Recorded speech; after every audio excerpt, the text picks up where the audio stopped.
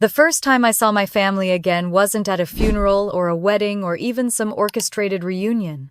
It was under the shimmering streetlights of Palm Beach, with the Atlantic wind pressing against my gown and 9 black limousines lining the entrance like a silent procession. They didn't know I was coming. They didn't expect a thing from the daughter they'd erased 13 years ago. I watched their faces freeze, every smile tightening, every glass half lifted, and for one suspended second, the world reversed. I wasn't the girl standing on that driveway begging them not to lock the door. I wasn't the disgrace whispered about in Savannah drawing rooms. I wasn't the daughter Warren Hale declared no longer part of this family. I was something else entirely. And the shock in their eyes was the first confirmation that they finally saw me, not the failure they created, but the woman they never imagined I'd become. I used to think revenge needed fire confrontation grand moments. But sometimes the most devastating blow is simply showing up alive, unbroken, and walking beside people who weren't supposed to recognize your worth. Long before the limousines, before the lights, before Palm Beach, I'd believed disappearing was the only way to survive. Leaving Savannah felt like ripping out a root painful, necessary, and too final. For years I carried that root in silence, trying to grow something from nothing. But even trees cut down grow back if the foundation is strong enough. I didn't know that yet.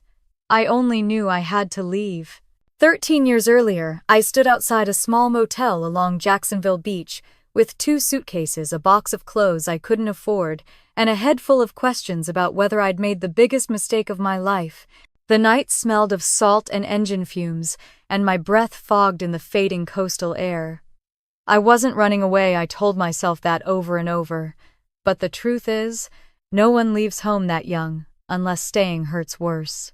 Ocean Crest Inn was the kind of place that pretended to be cheerful, sun-faded paint, fake palms, a blue neon sign that flickered like it was giving up every few seconds.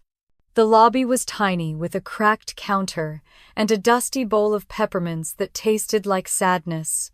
It was also the only place that hired me without questions, background checks, or references I didn't have. I slept in room 12, the one with the flickering bathroom light and carpet that smelled faintly of mildew, no matter how many times I scrubbed it. The first night there, I pressed my forehead to the window, staring at the dark stretches of sand below. The Atlantic crashed rhythmically like it was trying to speak a language I'd forgotten. Something inside me loosened. For the first time in years, the silence around me wasn't a weapon. It was a beginning. Mornings at Ocean Crest Inn were always the same, the hum of the ancient coffee machine, the squeak of the front door, the low click of the computer trying to load a reservation page. On my second morning, as I stood behind the front desk smoothing my uniform shirt, a knock echoed through the lobby. A woman stepped in mid-50s, elegant creme suit, silver hair in a neat twist. She didn't carry luggage. People like her didn't. Her presence filled the room so fully that I straightened instinctively. "Good morning," she said, her voice low and warm, like she'd spoken to 1,000 people and never once raised her tone. "Welcome to Ocean Crest Inn," I replied, trying to sound composed even though my throat tightened from nerves. She studied me for a moment, not rudely, just intentionally, as though she wasn't looking at my uniform or my name tag, but at the way I held myself together. "You handled those guests well yesterday," she said quietly. "The couple from Ohio." I blinked. I hadn't realized she'd been watching. "Yes," I murmured. "They were having a long day." "You diffused it without apologizing for existing," she added. "That's rare." Heat rose to my face, though I wasn't sure if it was pride or embarrassment. "I just try to help where I can." She tilted her head, studying me with something close to curiosity. Then she reached into her bag and handed me a card, black embossed with gold lettering. Serena Dalton, Dalton Development and Hospitality Ventures. "When you're ready to do more than survive," she said, "call me." I stared at the card long after she left, feeling like she'd dropped a match into a dark room. That night, I placed it on the bedside table beside my fraying journal, tracing the letters with my thumb. I wasn't ready. Not then. But those words followed me around Ocean Crest Inn for weeks. Ready to do more than survive. I didn't know what that meant. Not yet. I only knew that I had been surviving for so long, I'd forgotten there were other ways to live. One morning, several weeks later, after a night shift full of late check-ins and a pipe leak that soaked half the hallway carpet, I sat on the curb outside the inn with a cup of burnt coffee. The sun rose, slowly spilling gold over the motel sign. My phone felt heavy in my pocket. I pulled it out, staring at Serena Dalton's name. The card was soft at the edges from how much I'd handled it. Maybe it was exhaustion, or desperation, or something inside me finally cracking open. But before I could talk myself out of it, I dialed her number. "Miss Hale," she answered immediately, her tone calm, almost as if she'd been waiting. I wondered how long it would take. I swallowed. "How did you," she cut in gently, "come to Cape Coral this afternoon, 4 o'clock? Bring nothing but honesty." The line went dead. I sat there for a long moment, coffee cooling between my palms, the sea breeze lifting strands of my hair. No one had ever spoken to me like that, with certainty, with expectation, like I had something worth showing. It scared me. It thrilled me. It made my pulse hammer in a way that felt both dangerous and alive. I stood up, dusted off my uniform, and went inside to ask for the afternoon off. The manager barely looked up from his crossword puzzle when he granted it. He had no idea that giving me those hours would shift the entire course of my life. By noon, I was on the road, duffel bag in the back seat, hands trembling on the steering wheel as I drove south toward Cape Coral. The highway stretched ahead of me, winding through marshes and low bridges over sparkling water. Somewhere between Jacksonville and Cape Coral, the weight of the past 13 years began to slip, not fully, not cleanly, but enough for me to breathe differently. I didn't know what Serena wanted. I didn't know why she saw something in me.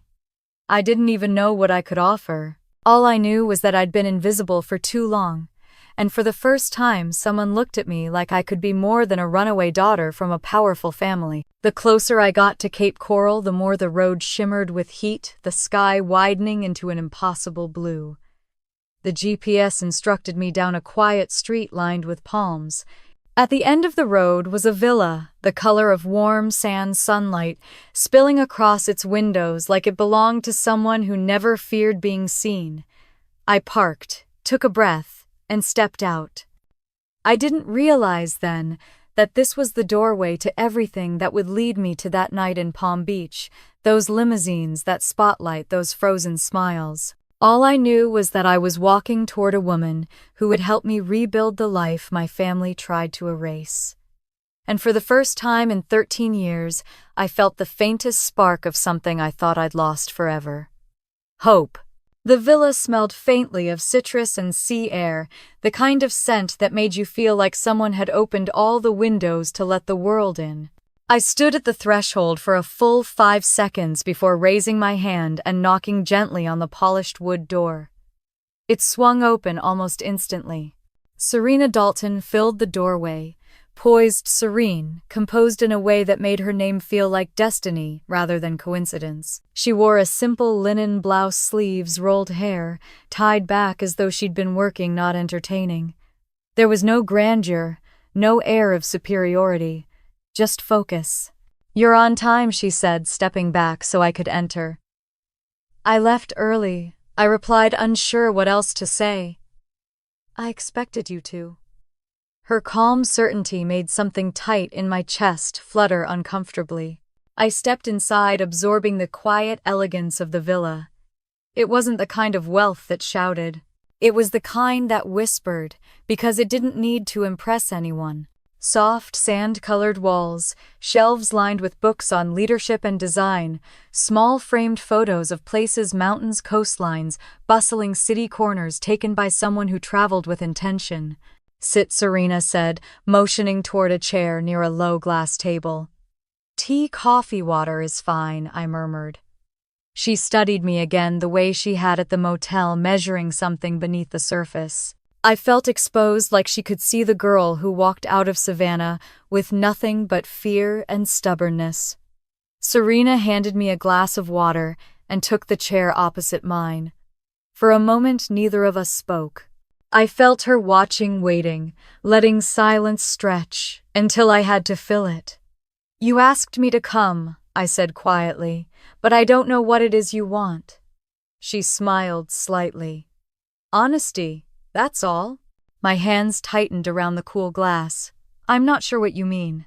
Serena leaned forward just a bit, elbows resting lightly on her knees. "What are you afraid of most?" Sutton. I blinked. I'm not." "Yes, you are," she interrupted softly. "Everyone who leaves home that young is afraid of something that chased them out." For a heartbeat, the room blurred. The memory rose without permission, the sharp sound of a chair scraping across the dining room floor, my father's cold voice declaring I was no longer welcome under his roof. I swallowed. "I'm afraid that maybe my father was right about me," I whispered. "That maybe I am everything he said I was." "And what was that?" Serena asked, voice steady. "A disgrace," I said. The word landed heavy on the table between us. Serena didn't flinch. She didn't pity me. She didn't gasp.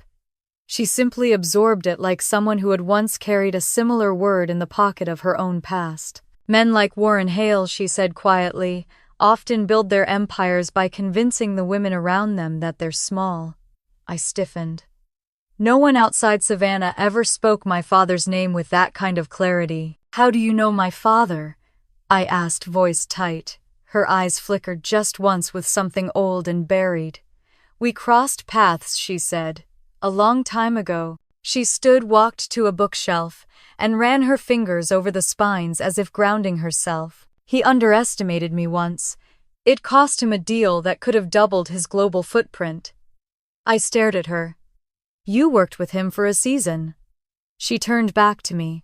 "Long enough to understand the way he treats people who don't fit inside his version of success." Pieces clicked together in my mind, subtle but undeniable. This wasn't just coincidence. Serena knew exactly what being a Hale meant, and she knew exactly why I'd run. Before I could ask anything more, she moved toward her desk and retrieved a folder bound in dark leather. "I didn't bring you here to discuss your father," she said. "I brought you here because I've seen how you work. I've seen how you handle chaos with grace, how you hold yourself without apologizing for taking up space. That's leadership, and leadership is teachable." She placed the folder on the table in front of me. "I have a project," she said, "one I've been building for years, but it needs someone who can make people feel at home simply by walking into the room. Someone who understands what it means to lose everything and rebuild from scratch. Someone like you." My fingers hesitated before touching the folder. "What kind of projects?" "Small-scale sustainable wellness retreats," she said. "Places that don't look like luxury from the outside, but feel like healing on the inside." I flipped the folder open. Sketches, budget breakdowns, proposed locations. The pages glowed with possibility. "I want you to run it," Serena said simply. My head snapped up. "Run it. You'll oversee operations, manage design implementation, hire your own staff. I'll invest the capital." "How much?" I asked, my voice unsteady. $300,000 to start. $300,000. My throat tightened. "Why me?" "Because you didn't collapse when life tried to shatter you," she said. "You adapted. You kept your dignity. And dignity is rarer than talent." I stared down at the pages again, trying to steady my breath. "What if I fail?" Serena shrugged gracefully. "Then I lose money. You, however, lose something far more important, your belief in your ability to build. But I don't pick people who break easily." My heart was pounding so hard I was sure she could hear it. "You'd trust me with this," I whispered. "I already do," she said. The final page of the folder was a simple sheet with just 2 lines. "Retreat name project led Sutton Hale." Seeing my name typed there nearly knocked the air from my lungs. "You can walk away," Serena said gently. "Or you can sign and step into the life you were always supposed to have." I looked up at her, and for the first time in my adult life, someone wasn't asking me to shrink. Someone wasn't telling me what I couldn't do. Someone wasn't trying to shape me into their version of acceptable. She was offering me space. She was offering me a future. She was offering me a chance to exist without apology.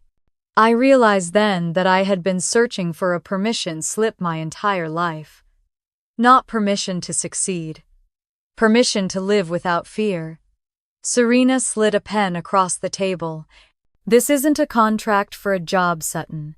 It's a contract for who you decide to be in 10 years. My hand trembled as I picked it up. I stared at the signature line until the ink blurred. Then slowly, steadily, I signed my name, not the name my father used as a weapon, but the name I was reclaiming as mine. When I set the pen down, Serena smiled, not triumphant, but proud in a way that felt honest. "Welcome to your real life," she said. For a moment I couldn't speak. The villa felt brighter, the air lighter. I stepped outside into the late afternoon sun, the breeze stirring the palms overhead. The world looked different, not because anything around me had changed, but because something inside me had. I walked toward my car with the folder pressed to my chest. The pavement was warm beneath my feet, and the Gulf air tasted like a beginning I never believed I'd earn. It was only later, as I drove away, that I realized something crucial. I hadn't just signed a project. I had signed a promise to myself. A promise to become a woman my father could no longer define. A promise to build something so real, so grounded, so alive, that even the shadows of Savannah couldn't reach it. I drove toward the horizon, toward Outer Banks, toward a life stitched together from the ruins of everything I'd survived.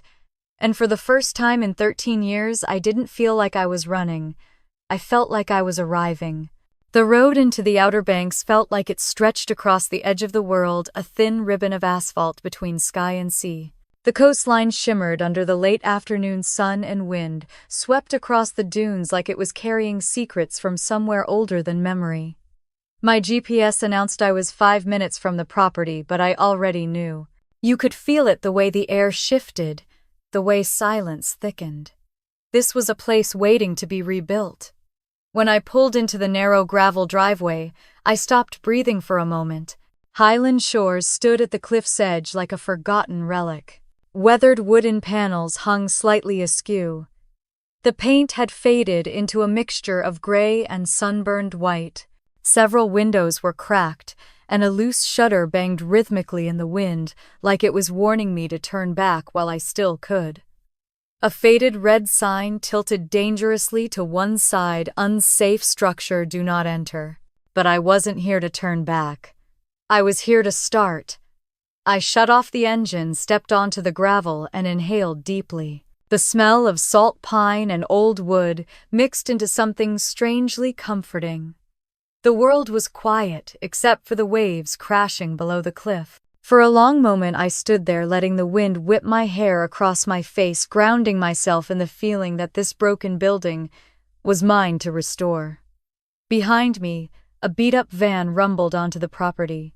5 people spilled out, all wearing the kind of chaotic, mismatched work clothes that immediately told me this wasn't a polished team. This was a group of people who weren't afraid to sweat. Caleb was the first to approach me, early 30s, tan from sun exposure, a tool belt slung around his hip, and a grin so wide it felt like he'd been waiting for this day. "Boss?" he asked. I blinked. "Me, Serena said you're running the show," he replied. "So, yeah, boss." Maya stepped forward next, tiny, sharp-eyed, wearing black overalls splattered with paint. She tucked a strand of hair behind her ear and nodded politely. "Designer. I'm here to make this place less haunted." Jonas, tall and quiet, gave me a firm handshake and a softer, almost shy smile. "Electrical and plumbing," he said. "Mostly plumbing. And some drywall. And whatever else breaks." Emily popped her head around Jonas, her curly hair tied up in a pencil. "I cook," she announced. "Don't ask what I cook. We'll figure that part out." Luis appeared last, camera slung over his shoulder, trying to act casual but clearly starstruck by the view. "Social media and communications," he said breathlessly. "This place is going to explode online." I looked at them, this team of mismatched personalities, all staring at me like I was supposed to lead them somewhere. Panic flickered under my ribs. "Okay," I said, exhaling slowly. "Let's get to work." We gathered by the entrance, and I pushed open the creaking door. Dust swirled up immediately. The interior was dim, but sunlight filtered in through broken slats, illuminating wooden beams and peeling wallpaper. It smelled like seawater had lived in the walls for a decade. As we walked through the entry hall, Jonas tapped a wall and said, "The structure's not bad. It's stubborn. It needs someone willing to fight with it." "I can fight," I said before thinking. Caleb chuckled. "Good. You'll need to." In the main room, a ceiling panel sagged dangerously. A ceiling fan hung by a wire, threatening to drop at any moment. A broken table lay on its side like it had been abandoned mid-argument. "This is where our guests will check in," Maya said, grimacing. "You know, eventually." Luis lifted his camera. "Actually, it's kind of aesthetic, like a before shot with soul." We worked through the building, one room at a time. The floors creaked so loudly, it felt like the entire structure was talking back. At one point, Caleb climbed a ladder to inspect a supporting beam right as the ladder wobbled. "Careful," I shouted, grabbing it just as it tilted. Caleb steadied himself, flashed me a sheepish grin. "This place is trying to kill me already. Then it better learn who it's dealing with," I muttered, and he laughed. We gathered on the front porch for a break, sitting in a rough circle on overturned buckets and old crates. The sun was beginning its descent, painting the ocean in streaks of orange and gold. For a moment, everything felt suspended in warmth. "Before we get ahead of ourselves," I said, "I want to set 3 rules." Everyone looked up. "1," I began, "no one gets punished for mistakes. We learn and we move on." Emily nodded enthusiastically. 2, if you see something wrong, structurally, emotionally, spiritually, speak up," Maya snorted. "Spiritually, I like you already."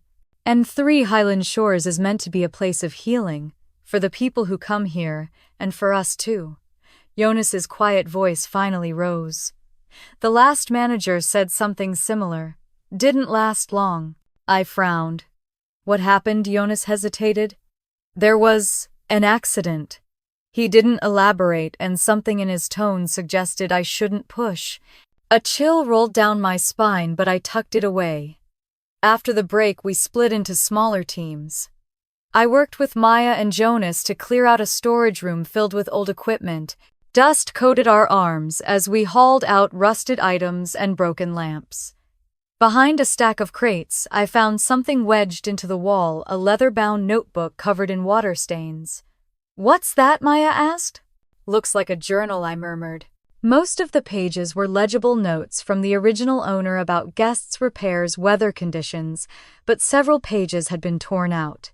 Entire chunks titled Year 12, The Breaking Point, were missing. Maya whistled softly. "Creepy." Jonas crossed his arms. "Probably nothing helpful." But I didn't believe that. Something about the missing pages felt intentional. As the afternoon faded into evening, the air turned cooler, and the house shifted around us, its old bones creaking with each gust of wind. When we finally gathered around the kitchen table, a wobbly thing Jonas promised to fix, we ate instant ramen straight from the pot and shared a cheap bottle of wine Caleb brought from the van. The power flickered twice before going out completely. Jonas shrugged, lit a cluster of candles, and the room transformed into something soft, warm, almost intimate. Shadows danced across the walls, and the sound of the ocean drifted through the open window. "This place," Maya murmured, staring at the candlelight, "it's rough. But it's got heart." "Everything broken has heart," Emily added. "That's why people want to fix it." I hadn't expected to feel anything, especially not belonging, but there it was, warm in my chest. I glanced at the others and found quiet, unspoken camaraderie. We were all running from something. We were all rebuilding something. It made the room feel full. As we cleaned up, a gust of wind slammed a window shut. A framed picture clattered off the wall and shattered. When I bent to pick up the pieces, I realized the impact had revealed something behind the paneling, a small metal door embedded in the wall, its lock rusted over but intact. "What is that?" Louise asked, leaning close. "Looks like an old utility compartment," Jonas said, kneeling to inspect it. "Or maybe A safe. A safe, my pulse quickened. We'll deal with it later, I said, though my curiosity gnawed at me. Before leaving for the night, Caleb handed me a set of keys. You staying here? He asked. For now, I said. Feels right. He nodded respectfully. Then good luck.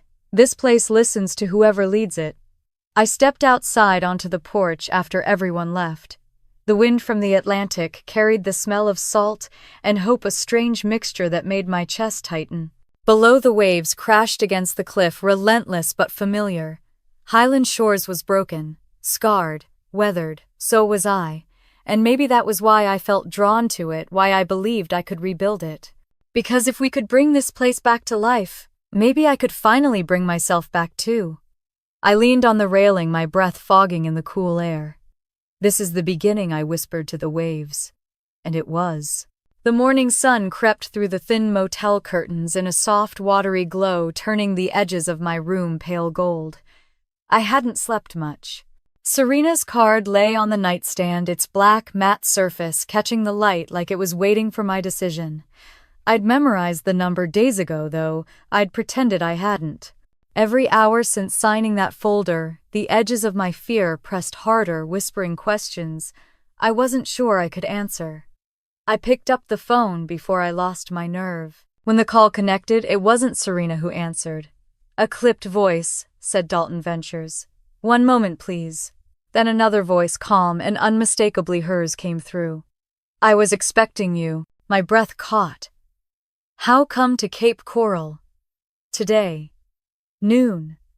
And before I could ask anything else, the line went dead.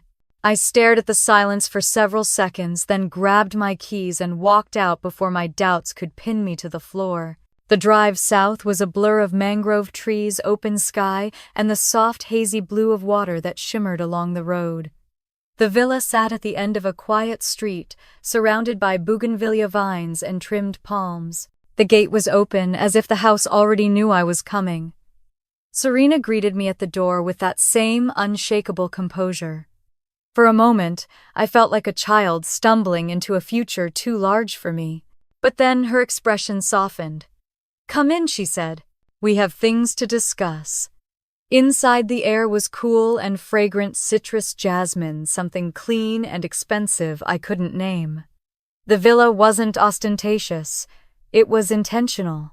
Soft sand-colored walls, art that looked hand-picked rather than decorative windows that framed the ocean like a living portrait.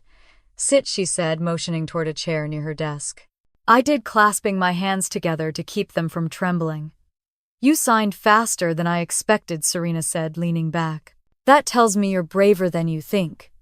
Or more desperate, I murmured, before I could stop myself. Her lips curved faintly. Desperation rarely produces clarity. But whatever drove you here, it's useful. I looked down. You asked for honesty. So here it is. I'm scared. I'm scared I'm not enough. I'm scared I'll prove my father right. Serena studied me with a quiet intensity. Sudden fear is not the enemy. Silence is. But I've spent years in silence, I said, my voice shaking. And it never protected me. No, she said. But it taught you how to listen. How to see what others overlook.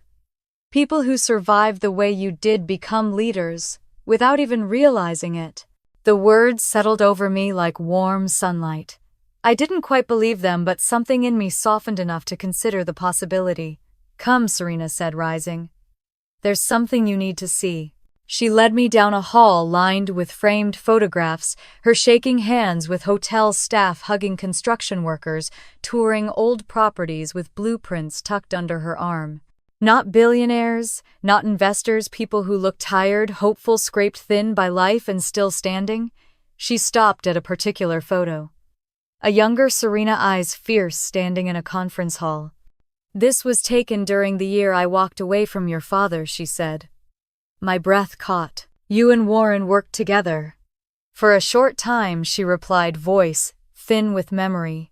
He humiliated me publicly, told investors I was reckless, emotional, unfit to lead. In front of a room full of men who already doubted me. Why would he? Because I threatened his vision of control, she cut in.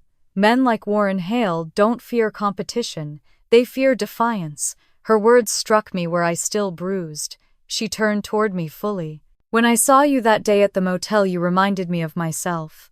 Someone pushed aside, underestimated, told her worth and identity by others. But you didn't crumble. You negotiated upgrades for angry guests with dignity. You carried yourself with presence despite the circumstances. I swallowed hard. I didn't feel strong.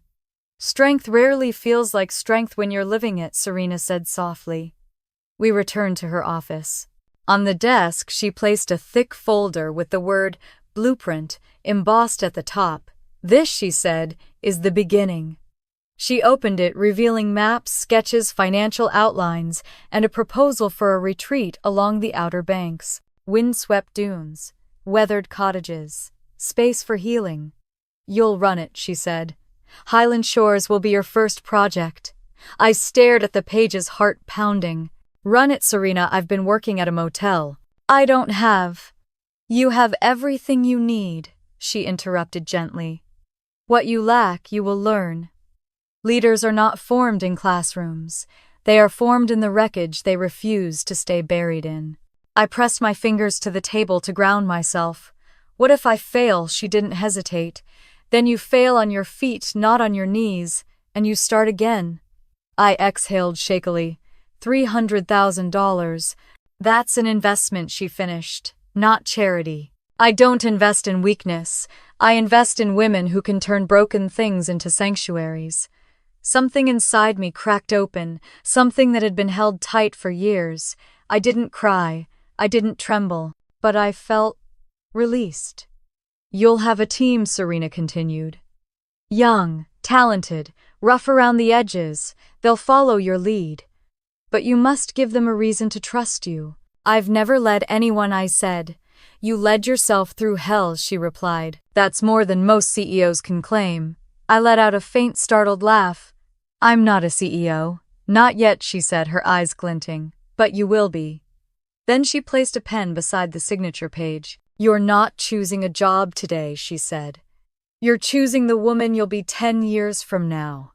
My hand hovered, trembled, then steadied. I signed. The moment the ink dried, Serena exhaled as though she'd been waiting for me to cross a threshold I didn't know existed. Welcome to your real life, she said quietly. When I walked back out to the driveway, the late afternoon sun was warm and golden, dappled on the pavement through the palm leaves. I carried the folder against my chest like it contained a new heartbeat. The breeze smelled like salt and possibility. I stood there a moment longer, staring at the road stretching ahead of me. A road I would travel to the Outer Banks, to Highland Shores, to a future built not from the ruins my family left behind, but from the strength I'd discovered inside. Those ruins. As I slid into my car, I whispered to myself, you can do this. But what I really meant was I am finally becoming someone my father can no longer define. And that truth alone felt like the beginning of everything. The first time I saw Highland Shores in daylight, it felt less like a property and more like a test the universe had set in my path. Morning mist rolled off the Atlantic, thin enough to let the sun burn through, but thick enough to make the air taste like salt and expectation. The dunes rose in soft curves around the gravel, drive their long grasses swaying, as if whispering a warning. Are you sure you're ready for this? I stepped out of my car and let the wind hit me full in the face. The cottages looked worse than I remembered. Weather-beaten siding peeled in long strips, windows clouded by years of salt spray bowed inward like tired eyelids. Pieces of wood clung to rusted nails, and there, staked into the sand at a crooked angle, was the old metal sign, unsafe structure, do not enter. My heart knocked hard against my ribs. This wasn't a renovation. It was resurrection. But I had come too far to turn back. I was still standing there absorbing the enormity of it all when the rumble of an engine broke the silence. The team Serena promised arrived in a battered white van with one blue door and a missing hubcap. When it lurched to a stop, the sliding door flew open before the engine even shut off. Caleb jumped out first, boots kicking up sand. Beautiful, he declared. I stared at him.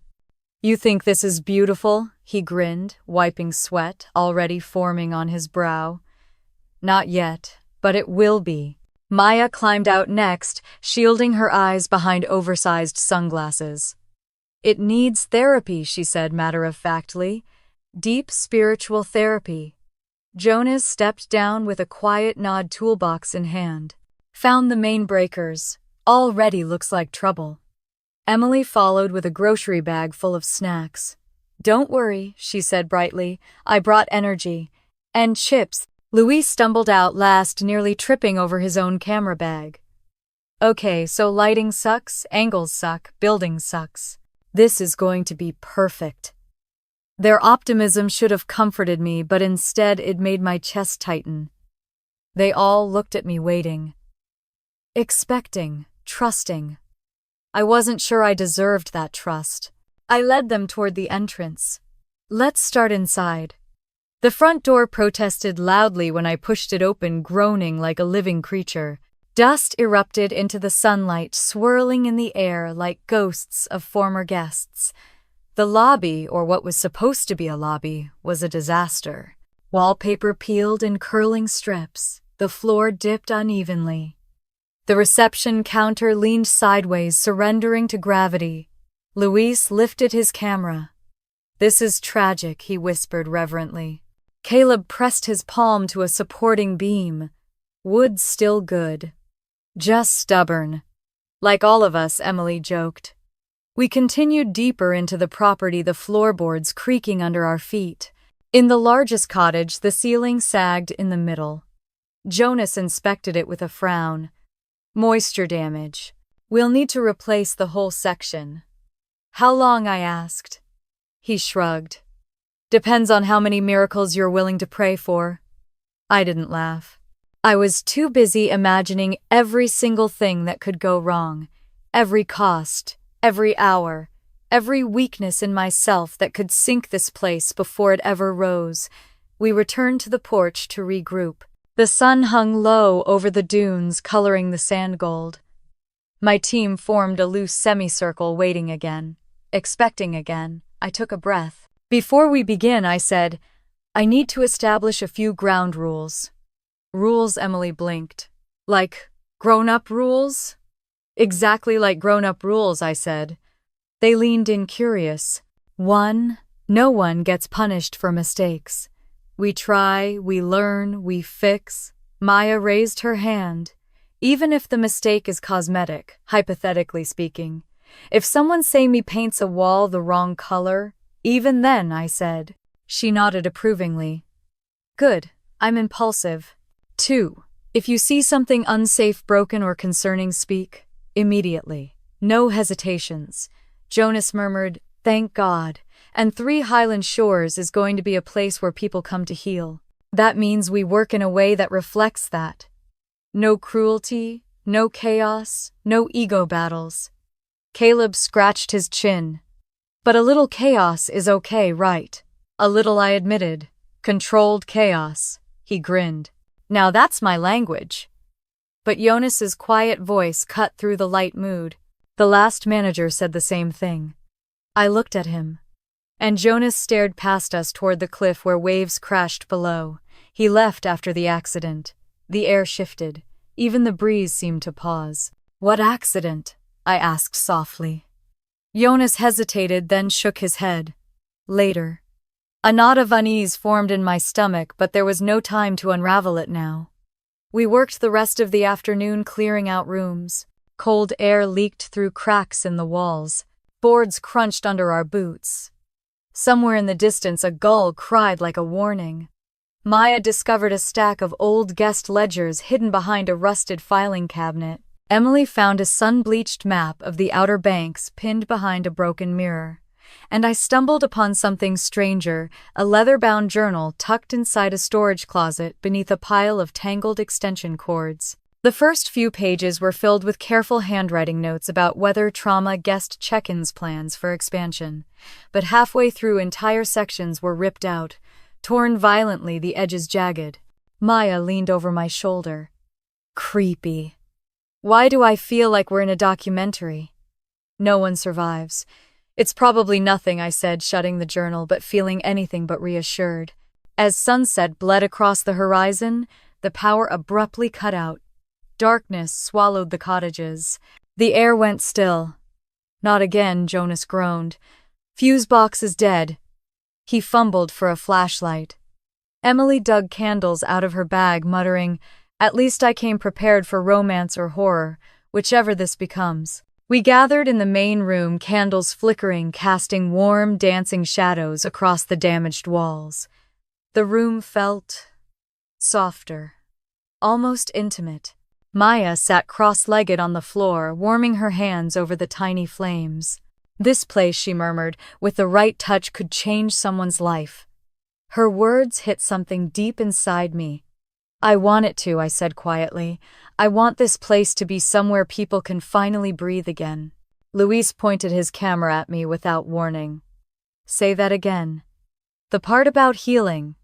"No," I said quickly. "I'm not doing interviews." "Not yet," he corrected, "but you will."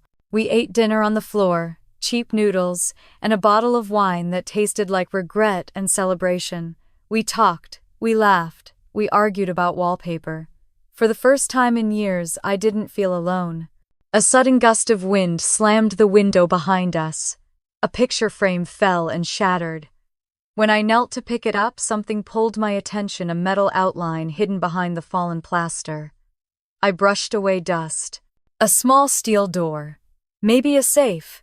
Maybe something else. "Whoa," Caleb breathed. "Treasure trouble," Jonas muttered. I didn't touch it. Not yet. After the team left, I lingered outside on the porch. The night air was cool against my skin, heavy with salt. The waves whispered below.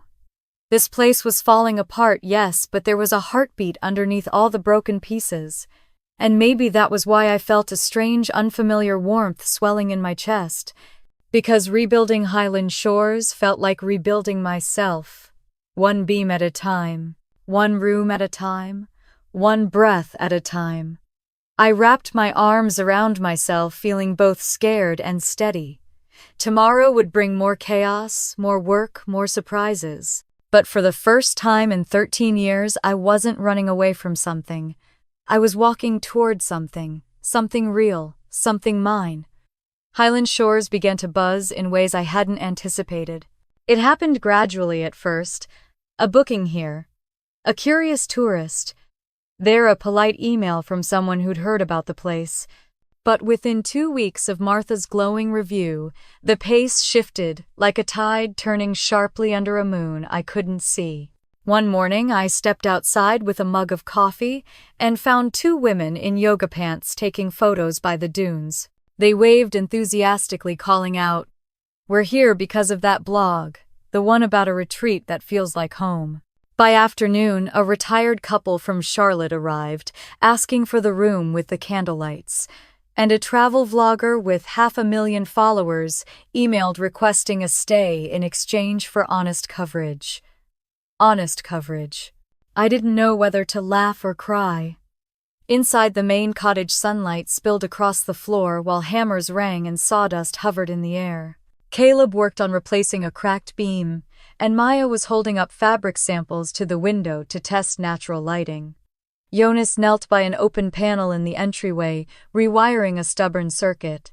"This place is going viral," Luis declared as he barged in, phone in hand. "We've been reposted 10 times today by travel accounts aimed at women over 50.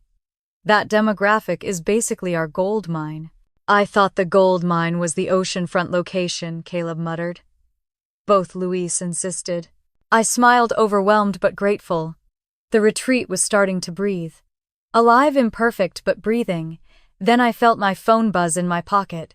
The message preview made my stomach clench. "Are you the Sutton Hale from Savannah?" I didn't answer. I slipped the phone back into my pocket like it was burning my skin. Later that afternoon, as I checked a fresh stack of online inquiries, another email popped up, this one with no subject line and no sender name. "Does your father know what you're doing?" A cold rush slid down my spine. I deleted it immediately. then emptied the trash folder as if erasing it could erase the dread curling through my ribs. By evening, Serena called. "Heavy day?" she asked, voice carrying a strange mix of warmth and pragmatism. "People keep asking about my last name." I hesitated. "It makes me feel like I'm standing in two worlds." "You are," she said. "But that doesn't mean you belong to both." I didn't respond. She continued before I could gather words. "Listen carefully," Serena said. "Growth attracts attention. Attention attracts questions. And questions attract the wrong eyes. Don't panic. Don't explain. Just build." I exhaled. Easier said than done. Her tone softened. "Being self-made isn't easy. You're doing beautifully." I hung up, feeling steadier until the next surprise hit. That night, an email came from her office, 2 new project proposals attached labeled Sedona and Big Sur. I stared at them until my vision blurred. 2 new retreats. Me expanding just as panic began creeping up my throat. My phone began ringing. Serena's name flashed across the screen. "You're thinking too much," she said before I could speak. "I'm not ready," I whispered.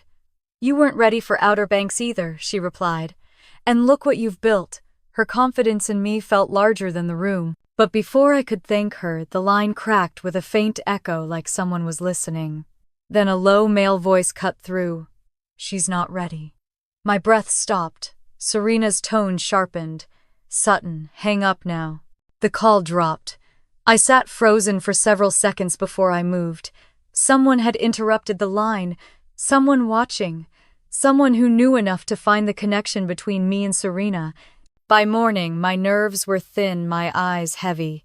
When my phone buzzed again with an unfamiliar number, my heart jumped.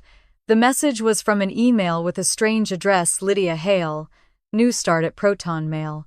I opened it with shaking hands. "Don't come to Savannah. They're watching you. They're using you to distract from something bigger. Please, Sutton, stay away." Attached was a blurry photo, my father's office desk, a file labeled "Press Monitoring Sutton Hale." The breath left my body. My father was tracking me. I closed my laptop too hard, the sound echoing through the cottage. I didn't realize I'd been gripping the table edge until my knuckles went white. Boss Caleb said from the doorway. "You okay?" I forced a smile. Long night.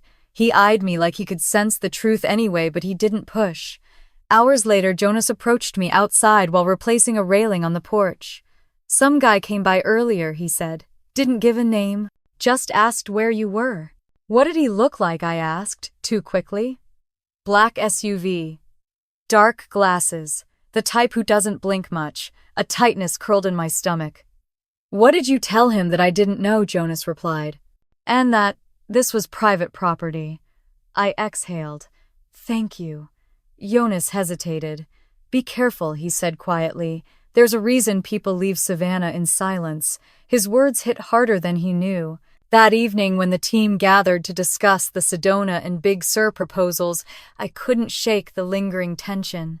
But their support grounded me, even as the fear lingered at the edges of my mind. "We'll expand," Maya said confidently. "Just not at the cost of our sanity."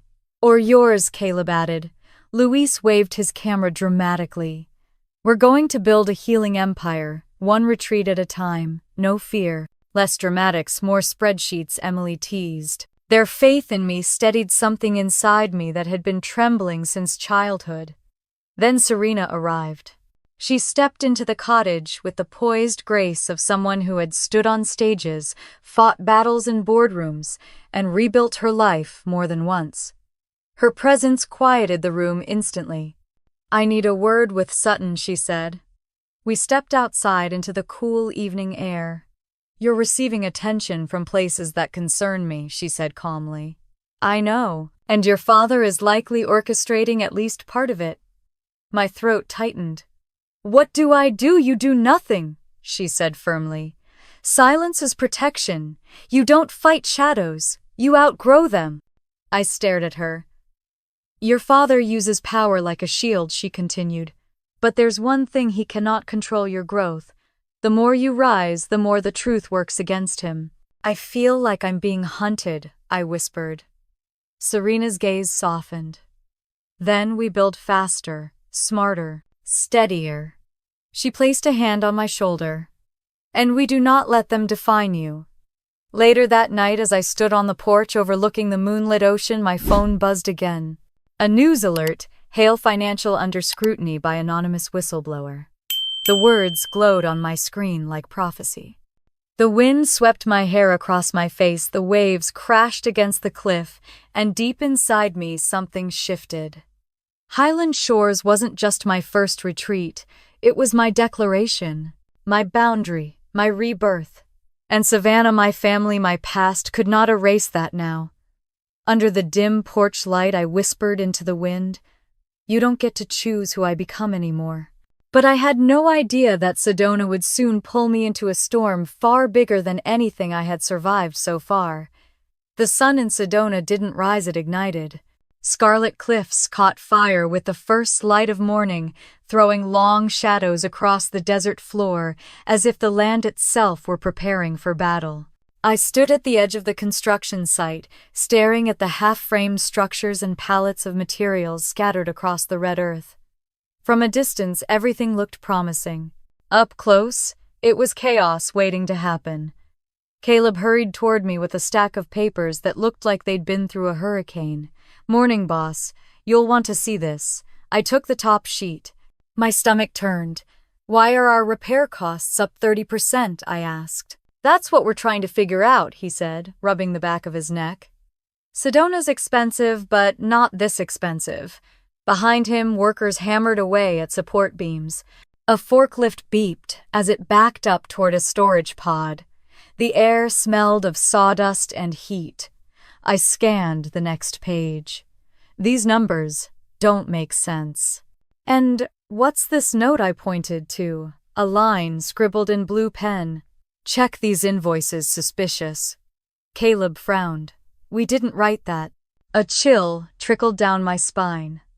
Before I could respond, the CFO Elise marched across the site wearing black slacks and an expression that suggested she was calculating how much damage the world could do to us in 30 seconds. "We need to talk," she said. That was never a good start. Inside the temporary office trailer, she spread spreadsheets across the table. Material costs are up, labor costs are up. Transportation is up. If we don't cut staff or adjust payroll immediately, we'll be underwater by next quarter. "No," I said instantly. "We are not cutting staff." Elise pressed her fingers to her temples. "Sutton, I admire your heart, but math doesn't care about heart."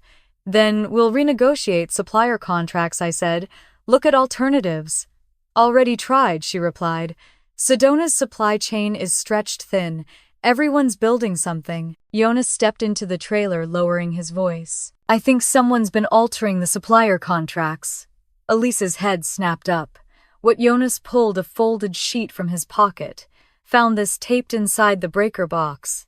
2 versions of the same contract, one we saw, one someone else approved." He laid them out.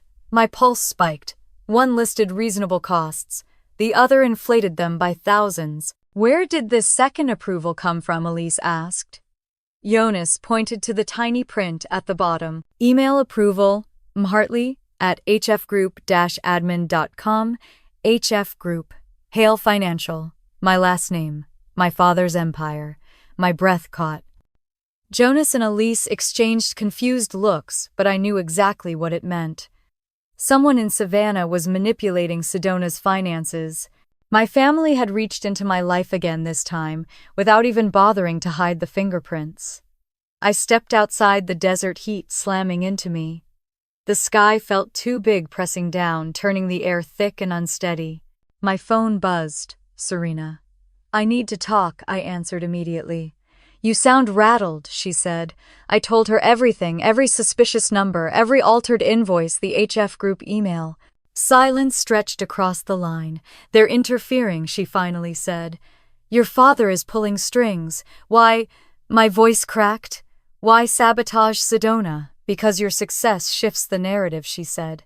"And powerful men hate losing control of a story." I gripped the edge of the trailer, knuckles white. "What do I do?" Nothing, she said sharply. Do not cancel contracts. Do not confront suppliers. Stay still. When enemies think you're paralyzed, they reveal themselves. I don't want to be a pawn in whatever game this is. You're not, she replied, but he wants you to feel like one. The line held quiet for a moment. Then Serena added softly, he tried the same trick on me once. I survived.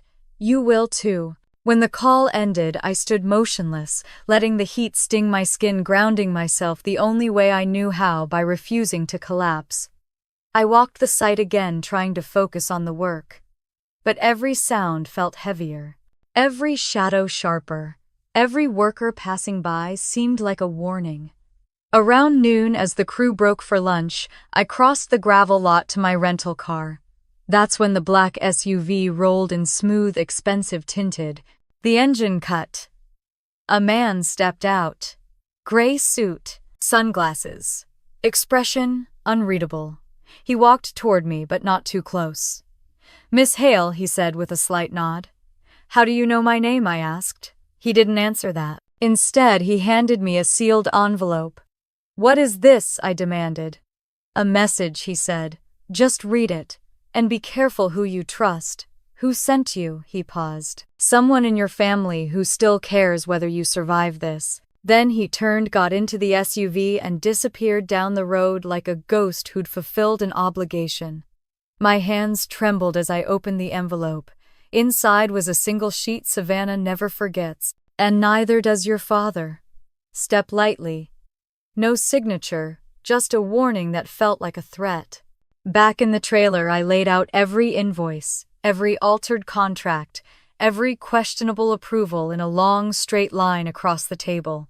The documents looked like puzzle pieces, some bright, some dark, all connected to something bigger than Sedona.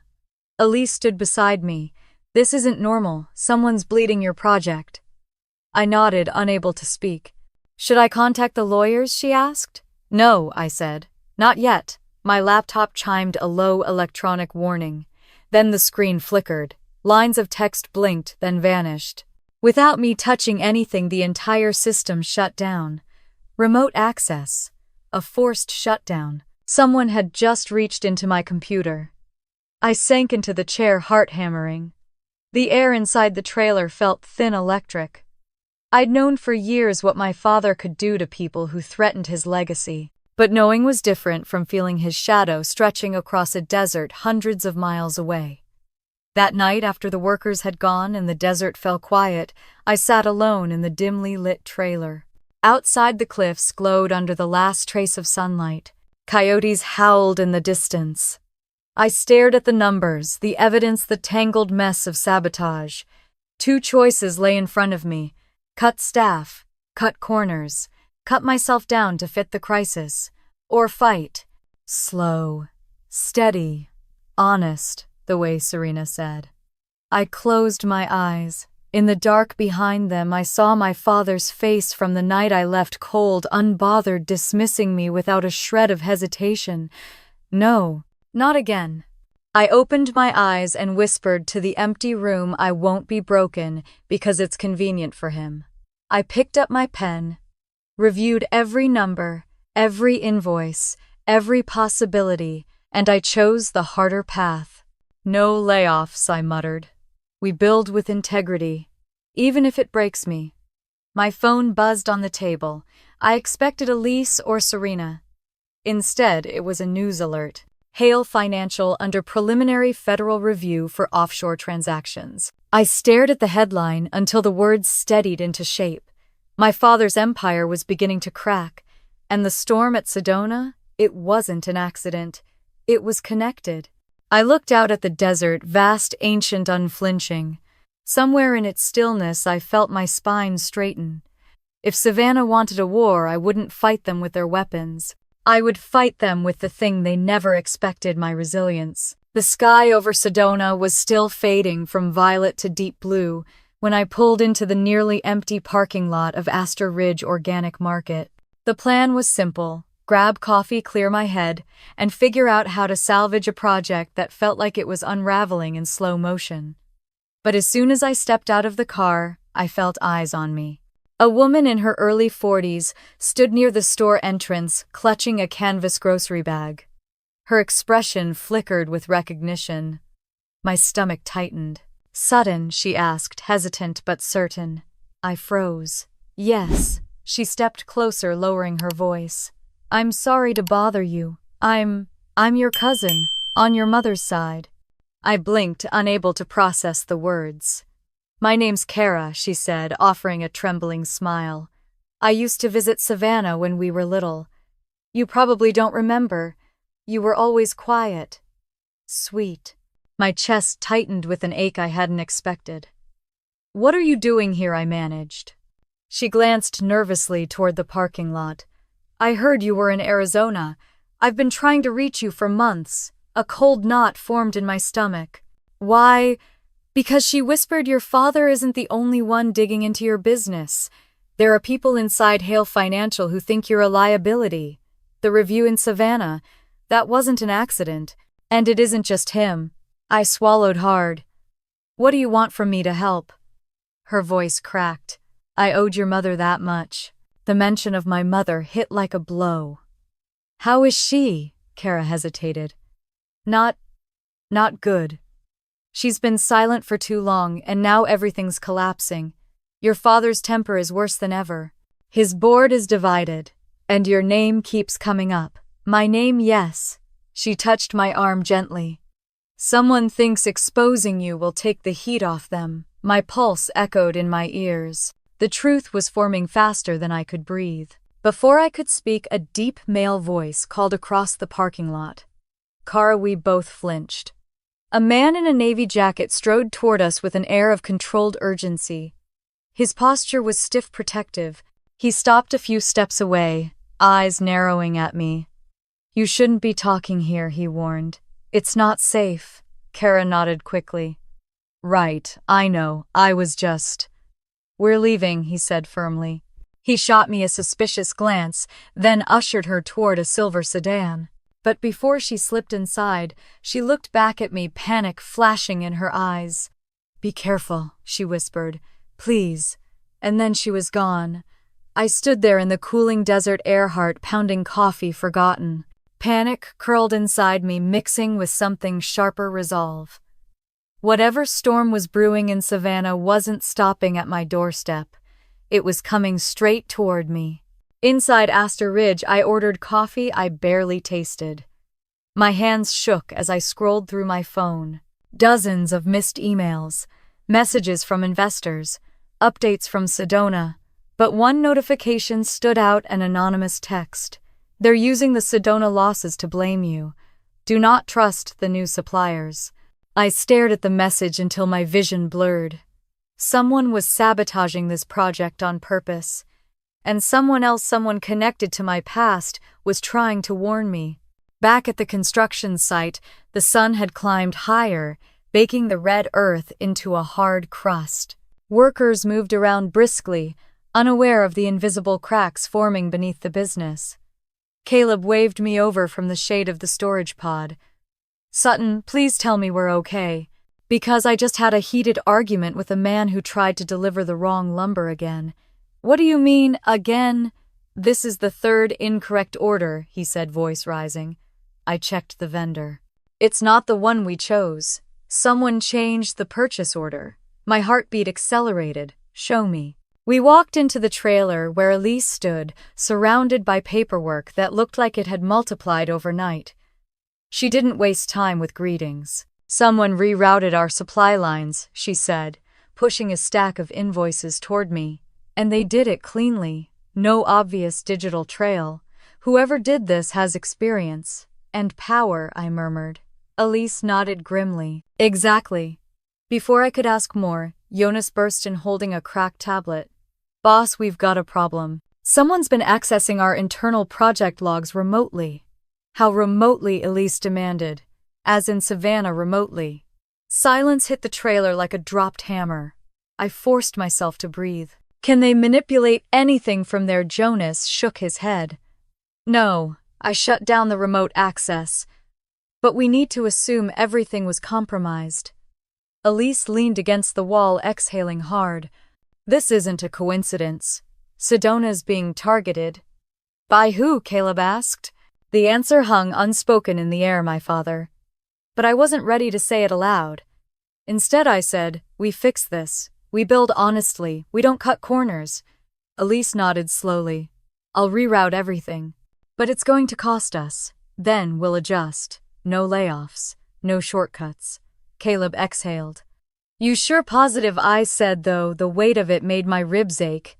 By late afternoon, the desert wind picked up swirling dust across the half-built structures. I walked the site alone, weaving between scaffolding and exposed beams. The land felt tense, watching, listening.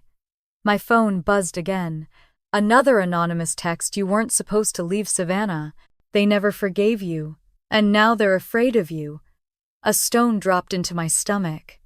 I looked up at the red cliffs rising in jagged lines against the sky.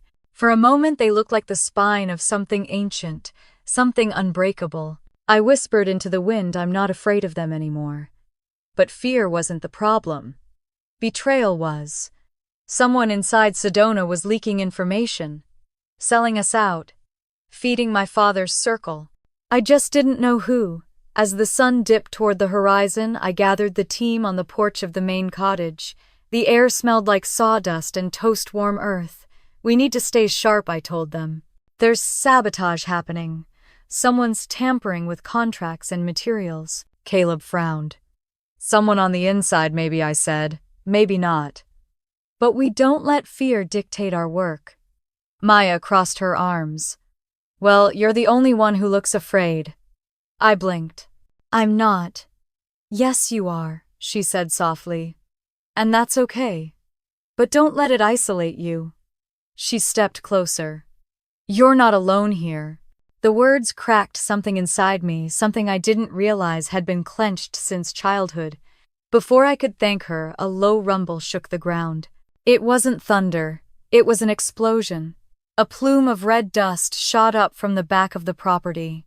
Jonas sprinted toward us, shouting, "The generator! Someone tampered with it!" The world spiraled into chaos. Workers shouting, lights flickering, the smell of burning wire filling the air. But all I could think was Sedona wasn't just a challenge. Sedona was a warning. And whoever was trying to break this project was getting bolder. The smoke from the generator fire still hung faintly in the air the next morning, clinging to the desert wind like a warning no one wanted to say out loud. Workers moved cautiously across the site, their voices quiet, their eyes flicking toward every sound.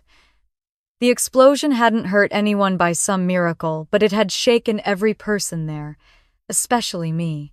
I stood beside the charred remains of the generator, arms folded tightly over my chest. The metal frame was twisted, blackened, warped like something ripped open from the inside.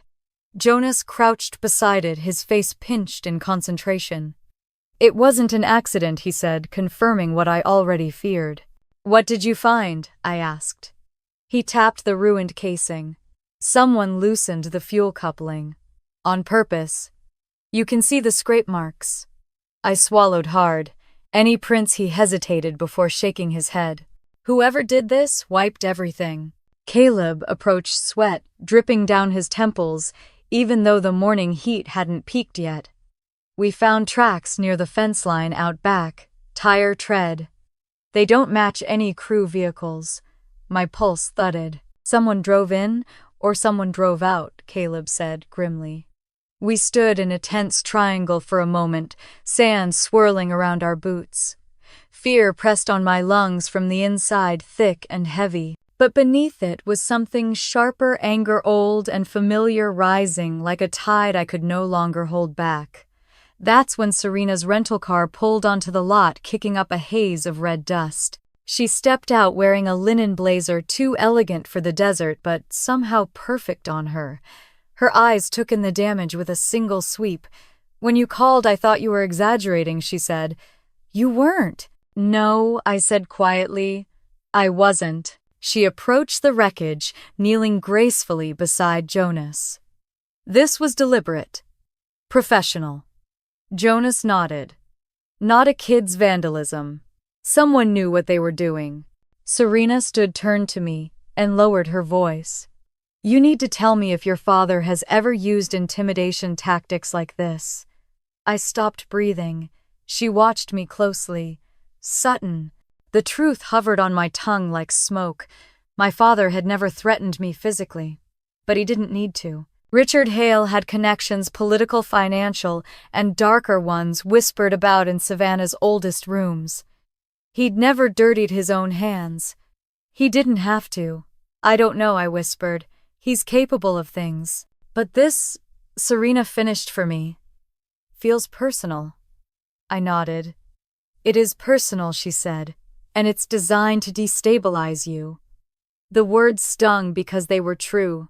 Before I could respond, Elise stormed toward us from the office trailer holding a stack of printed emails. You need to see this, she said breathlessly. We gathered inside the trailer, buzzing with stale air and tension thick enough to choke on. Elise spread the papers across the table. These messages were pulled from our internal server this morning, she said. Someone's been communicating with an outside party. Detailed updates about Sedona's finances, delays, staffing, and she hesitated, her voice faltering. And about you. My stomach dropped. About me. She handed me one of the pages. The email read status. She's overwhelmed. A few more setbacks and she'll fold. Next hit payroll. That will push her to the edge.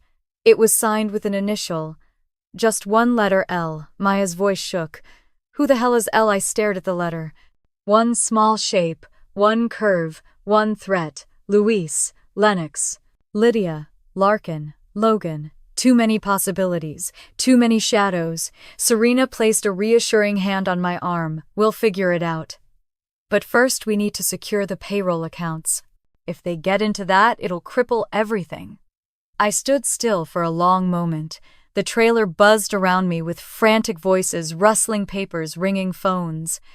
But all I heard was the ocean from my childhood pounding the shore of Savannah, echoing a warning I'd ignored for years. You're never really free from where you came from. I finally whispered. Do it. Elise nodded and rushed out.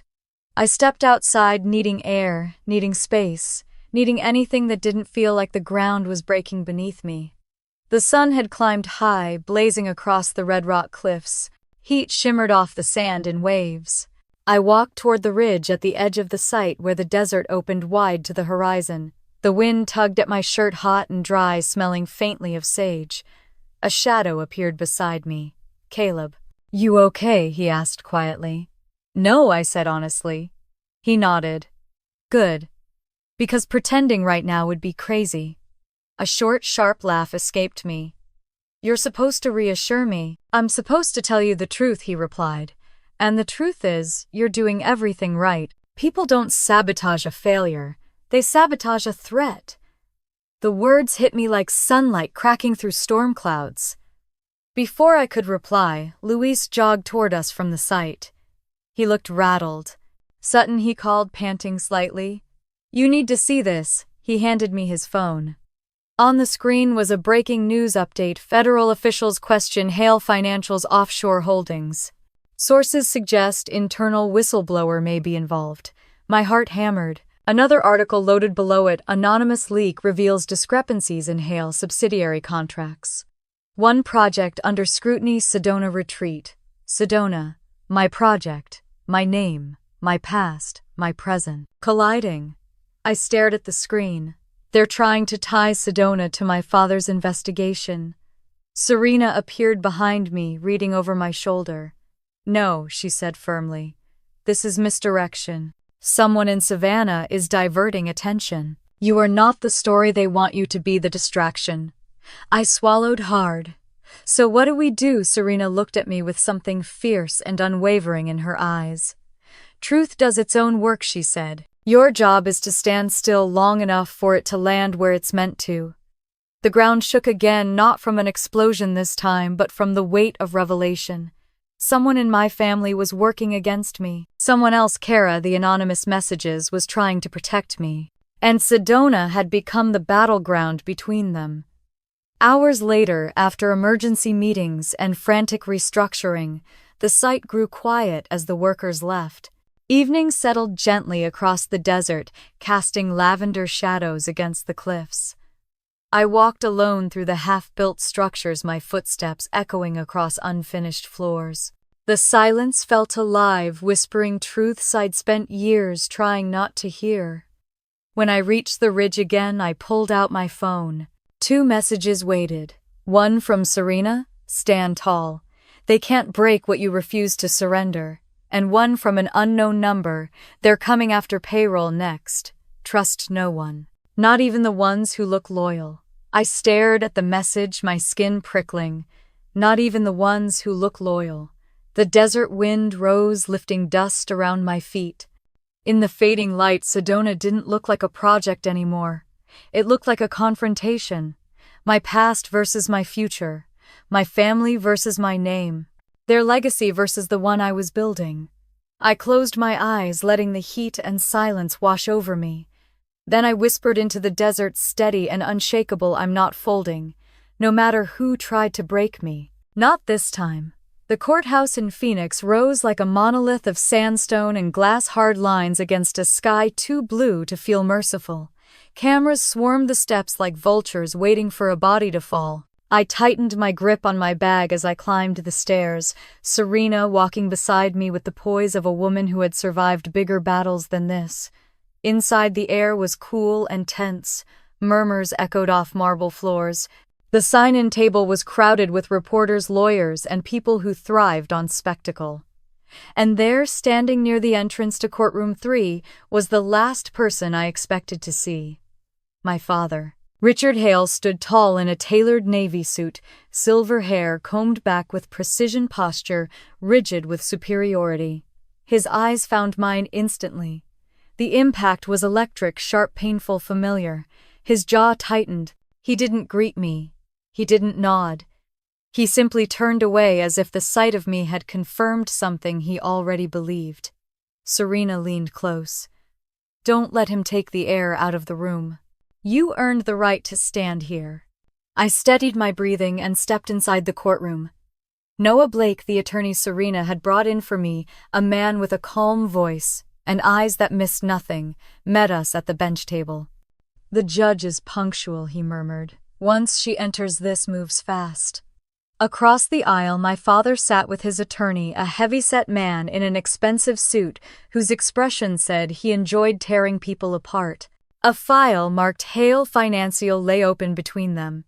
But beside it, stacked in slim, crisp folders, were files labeled Sedona Accounting, Outer Banks, Staffing, Highland Shores Operations. My projects, my life. He was dragging everything I'd built into the courtroom, and he looked ready to weaponize it. When the judge entered, the courtroom fell silent. My father's attorney rose first. "Your Honor, we intend to prove that Miss Hale," he gestured toward me, "without looking, knowingly benefited from Hale Financial Resources, concealed financial misconduct in Sedona, and engaged in breaches of contract harming my client's company." The words struck me like stones. I barely had time to absorb them before he turned the knife. "And we intend to show," he continued, "that Miss Hale's ventures are not independent, as she publicly claims, but subsidized by Hale Financial through back channels." Whispers rippled across the gallery. My chest tightened. This wasn't just a legal case, it was a public execution. Noah stood without rushing. "Your Honor, we will demonstrate that Miss Hale built her company without a single cent from Hale Financial. We will also present evidence that her projects were targeted, sabotaged from within by individuals acting on behalf of the plaintiff." My father's head snapped up. Good, I thought. Feel the blow. The judge nodded. "Begin." For the next hour, my father's attorney attacked everything. Sedona's financial inconsistencies, the altered supply orders, the generator explosion, every weakness they'd managed to manipulate. He twisted facts into narratives that made me look incompetent, reckless, deceitful. I sat frozen, knuckles white, trying not to let fear seep through my expression. When it was Noah's turn, the air shifted. He walked to the center of the room, calm as dusk. "Let's begin with the Sedona invoices," he said. He presented the two versions. Jonas had found the real contracts, and the altered ones linked to the HF Group email. "Notice the signature approval," Noah said. "Not from my client, but from someone within Hale Financial." A murmur rippled across the room. Noah continued. "We also have evidence that Sedona's payroll system was accessed remotely from Savannah without Miss Hale's authorization." He clicked to the next exhibit, and suddenly, the courtroom felt colder. Projected onto the screen was an internal Hale Financial log. A list of login attempts, several successful entries, all tagged with one name: Lydia Hale. My aunt, my father's sister. The courtroom tilted around me. My father's composed mask shattered for a split-second, shock cracking through the rigid lines of his face.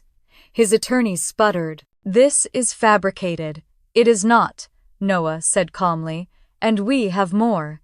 He turned the page. The next exhibit hit harder than any blow my father had ever delivered: the anonymous warnings I'd received, the screenshots of tampered orders, the message from Kara, the generator sabotage report. Piece by piece he laid out the truth. I was not stealing from Hale Financial. Hale Financial was trying to destroy me. By the time Noah finished, even the reporters in the gallery sat motionless. The judge leaned forward. "Mr. Hale," she said, addressing my father directly, "do you deny that your company accessed your daughter's financial systems?" His face went red. "I did not authorize this," he said, voice shaking with fury and humiliation. "But it happened under your organization," she replied. His chest heaved. "Lydia acted on her own." The judge's tone hardened. "Whether she did or not, the evidence is clear. Miss Hale did not misuse family funds. In fact, she was the victim of internal interference." My father looked like the ground had been pulled from beneath him. Then, with a sharp crack of the gavel, the judge delivered the words that would echo across every room of my life. "The claims against Miss Hale are dismissed in full. Furthermore, this court recommends that Hale Financial be reviewed for internal misconduct." Heads turned. Cameras clicked. Reporters bolted. My father stood abruptly, gathering his papers and shaking hands. For a moment, I thought he might look at me. Apologize. Acknowledge something, anything. He didn't. He walked out of the courtroom as if he could outrun the truth. When the room finally cleared, I sat back, breath trembling out of me like I'd been underwater for months and only now surfaced. Serena touched my shoulder. "You did it." "No," I whispered. "We did." A quiet voice spoke from the aisle. I turned. Hannah stood there, my sister, with tears shining in her eyes. She stepped closer. I gave Noah the files, the ones from Uncle Lydia's drawer. My breath caught. You were the whistleblower," I whispered. She nodded, lip trembling. "I couldn't watch them destroy you." "Not again." I embraced her without thinking, the kind of hug we hadn't shared since childhood. She cried into my shoulder. I held her tighter. When she pulled back, she said softly, "You don't have to come home, Sutton. Just don't shut me out again." "I won't," I promised. Outside the courthouse, the desert sun was blinding. Cameras flashed. Reporters shouted my name. But for the first time in years, I didn't shrink. I stood straight. The truth had finally done its work, and I wasn't afraid of my father anymore. Not now, not ever again. The morning after the verdict, Los Angeles looked different, brighter somehow, as if the smog had lifted just enough to let sunlight reach places it usually ignored.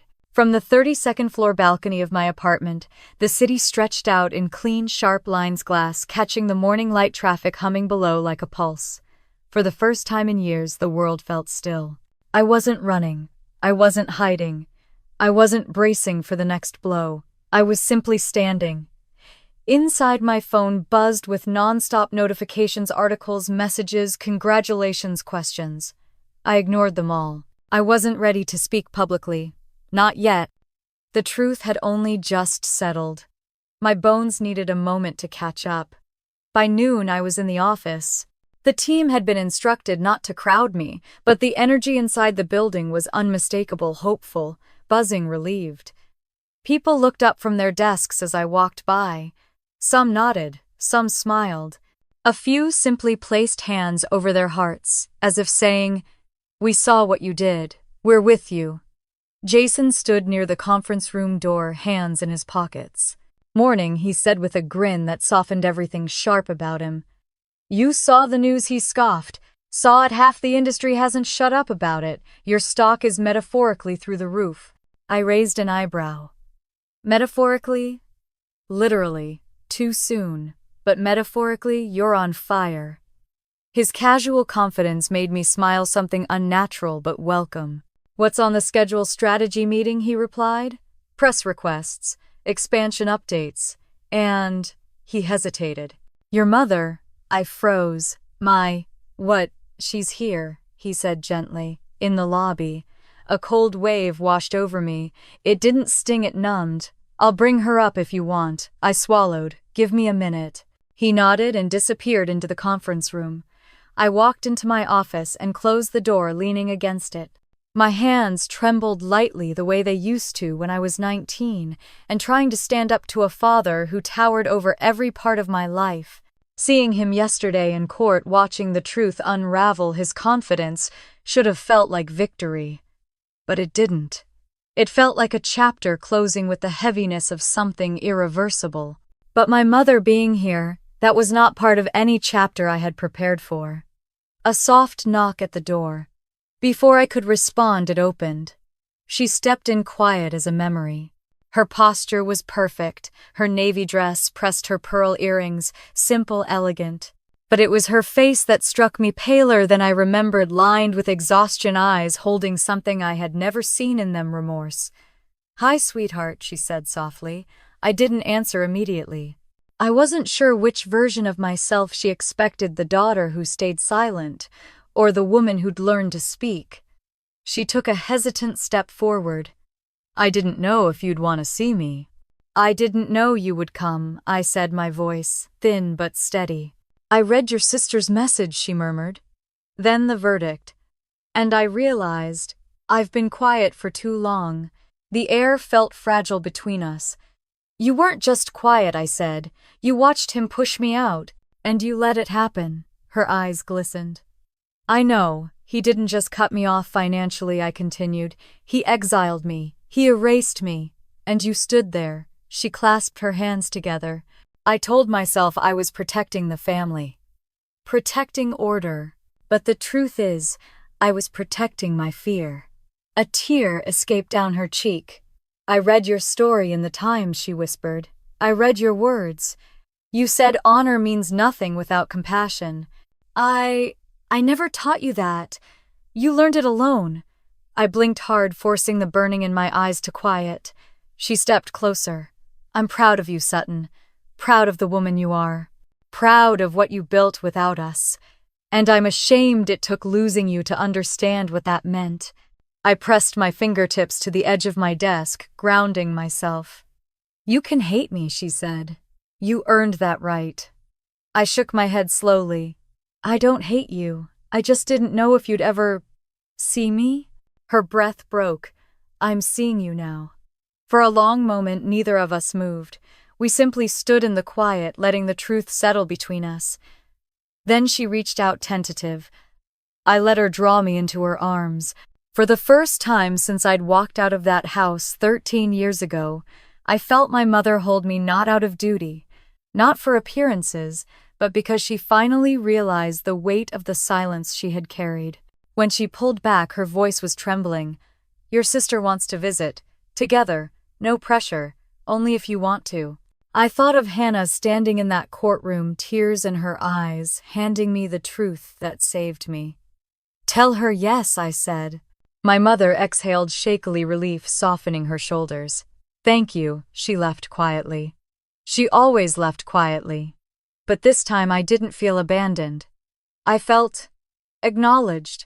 Later that afternoon, I met with Serena at her Pasadena home. Jacaranda petals blanketed the walkway like soft lavender snow, and the sun dipped gently through the branches. She poured tea the way she always did, slow, deliberate, precise. "You seem lighter," she observed. "I saw my mother today," I said. She apologized. Serena nodded as if she had expected it. "And did you accept it?" "Yes." "Then you freed her," she replied. "And yourself." I took a sip of tea, the citrus note warm and grounding. "You know," she added, folding her hands, "you've already closed the loop you spent 13 years fearing. The rest of your life isn't about proving anything now. It's about living." "Living," I repeated quietly.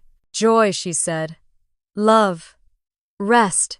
Real companionship.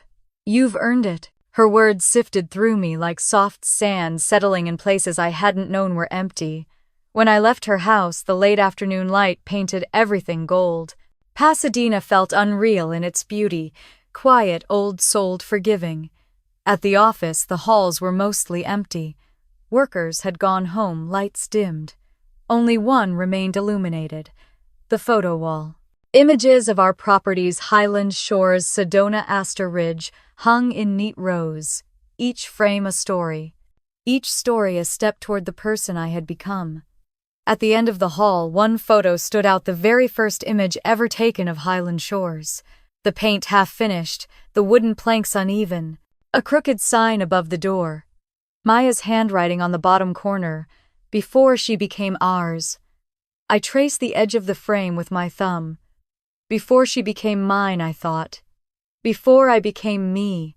Forgiveness wasn't a surrender. It was the final, quiet claim of victory. As I stood there under the soft glow of the hallway lights, I realized something simple and powerful. I wasn't standing between two worlds anymore. I had finally stepped fully into my own. The night of the gala arrived with the kind of Florida heat that wrapped itself around your skin like silk warmed by the sun. Palm Beach glittered under the street lamps, each one casting reflections across polished marble sidewalks and the tinted windows of luxury cars. But it was the breakers, towering, luminous, timeless, that owned the night. Inside its grand ballroom, crystal chandeliers rained gold light across hundreds of guests. The room pulsed with low laughter, clinking glasses, and the murmured hum of wealth and secrecy. Every table was lined with white roses, every chair draped in ivory satin, and every eye within minutes would turn toward me. But for a few quiet moments, I stood backstage alone, listening to the rhythm of the evening from behind heavy velvet curtains. My palms rested on the cool edge of a marble pedestal. My breath was steady. My heart was not racing. I had expected to feel fear. Instead, I felt still. A host walked past, checking his cards.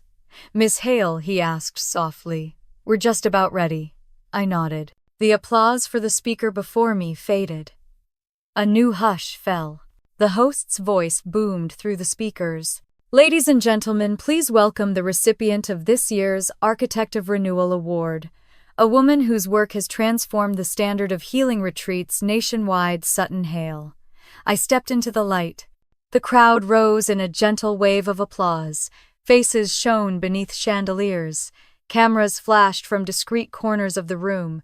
Strangers smiled as if they had known me long before my name ever made headlines. But I was not looking at them. I saw them instead near the front, sitting together for the first time in years, without tension drawing a line between them. My mother, my sister, and a seat between them empty. A seat where my father would have sat had he chosen truth.